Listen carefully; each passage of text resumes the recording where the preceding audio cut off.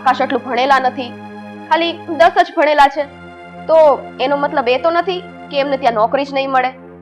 અમે અમારું કરી લેશું, અમને ખાલી અમદાવાદ જવા દો.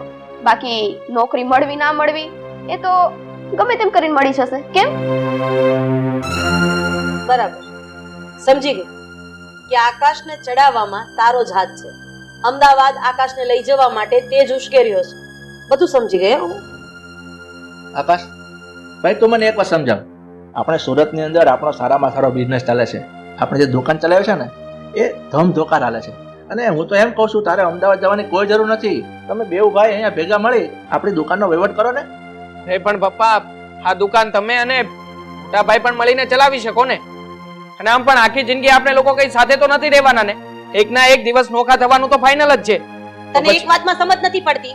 હા, નથી પડતી એક વાતમાં સમજ? અમે ના પાડી દીધી કે અમદાવાદ નથી જવાનું તો નથી જવાનું.